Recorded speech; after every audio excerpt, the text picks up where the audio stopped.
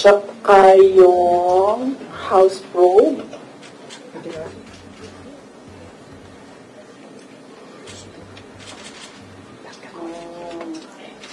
Antayin muna natin yung next house hearing. Kasi kulang pa yung mga sinasabi doon for me to answer.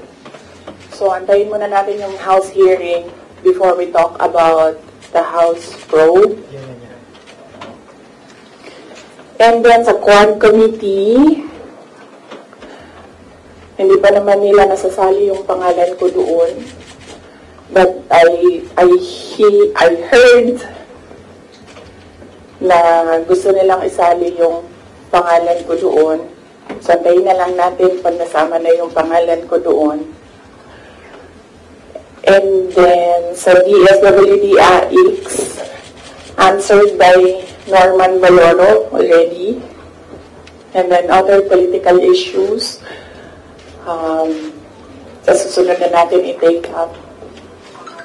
Okay, so wala na tayong pag-uusapan. Yes, ma'am. Thank you.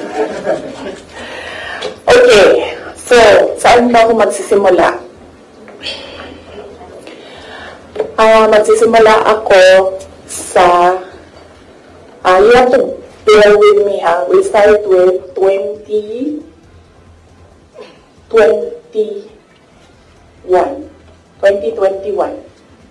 Doon tayo magsisimula sa 2021. So, doon muna tayo kay PRD, then mag-move tayo kay BBM, and then we'll move to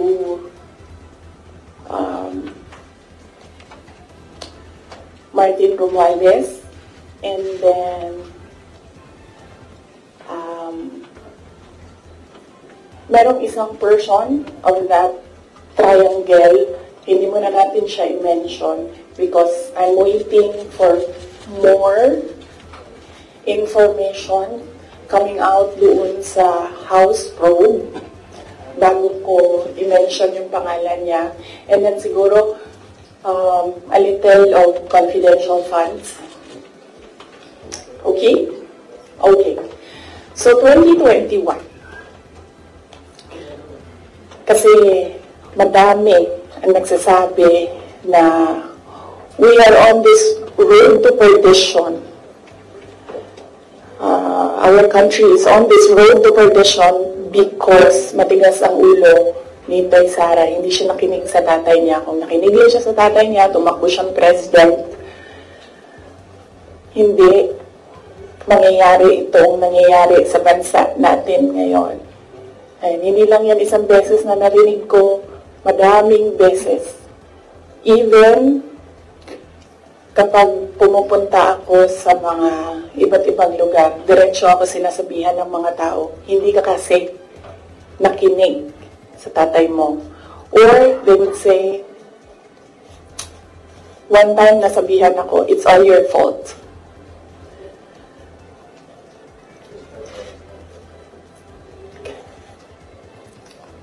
Alam nyo kasi, I don't like talking about my life. I don't like talking about my feelings. I only want to talk about my work.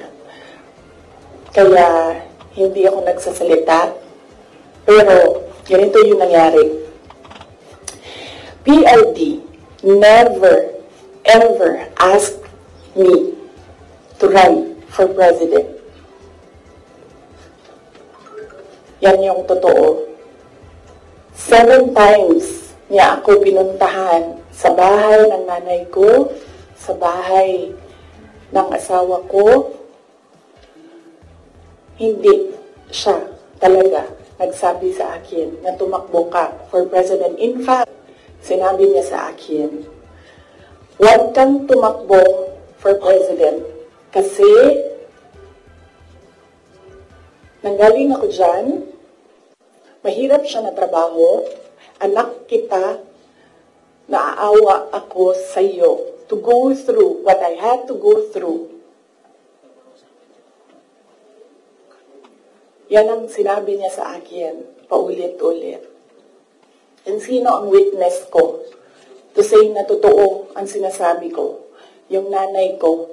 Because sa 7 discussions na yon, nandoon ang nanay ko parati. Nakaupo, nakikinig, hindi nagsasalita.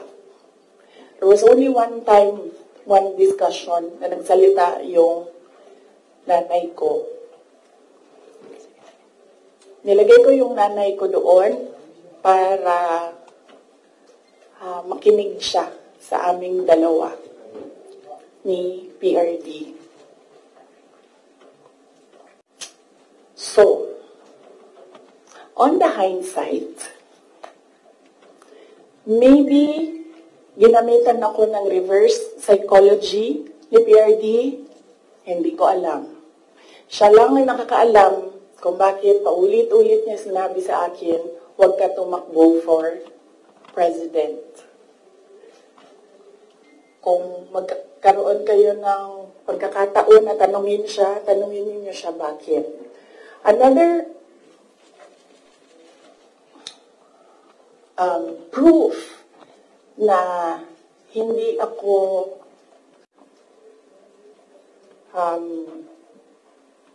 sinabihan ni PRD na tumakbong president. He left me document, 2 papers in a folder.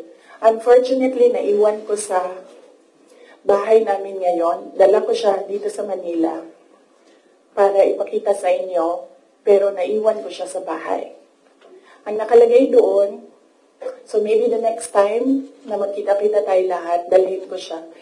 You can read, but you cannot take photos. You cannot take videos of the document. Nakalagay doon, in gist lang. Sa left side, nagsasabi siya doon, hindi si PRD. Hindi si PRD ang sumulat nun, ibang tao. Nagsasabi yung tao doon, Sara should not run for any position. Dapat si Bongo ang tumakbong VP. Yun yung nakalagay sa left side na document. Nakalagay sa right side na document, Sara should not run for any position. She should endorse Bongo Rudy Duterte for President and Vice President. So yun yung proof ko. Yun yung dala-dala ni PRD na document nung very last meeting namin. Dala niya yung document na yon. So yun yung proof ko na hindi talaga nagsabi si President Duterte na tumakbo ako for president. And even if nagsabi siya, hindi din talaga ako tatakbo for president. Maaga ako nagsabi sa inyong lahat. Sabi ko, I don't know kung may mga media pa at the time na nandito ngayon. Sinabi ko, huwag niyo naman na akong tanungin about the presidency para hindi pa ulit-ulit yung tanong. Antayin niyo na lang January 2021. Pagdating ng January 2021, paalam ko sa inyo ang decision ko. Tatakbo akong president o hindi. And true enough, January 2021, maaga ako nagsabi sa lahat, sa taong bayan, na hindi ako tatakbong president. Unfortunately, hindi naniwala lahat. Kasi sinasabi ninyo, yan yung track ni President Duterte. Hindi ako tatakbong president, hindi ako tatakbong president. And then, nag-substitute siya. But, yes, anak ako ni PRD, and yes, meron kayong nakikita sa akin na nakikita ninyo sa kanya. But I am a different person. Yung mga anak ninyo, hindi yan clones ninyo. Meron yan silang sariling pag-iisip, Meron yan silang sariling kapasidad, meron yan silang sariling damdamin. Yun yung unfortunate part noong announcement ko noong January 2021 na hindi ako tatakbong president. Walang naniwala kasi sinabi nila, gagawin lang niya kung ano yung ginawa ng tatay niya. Hindi. Desisyon ko yun na hindi talaga ako tatakbong president.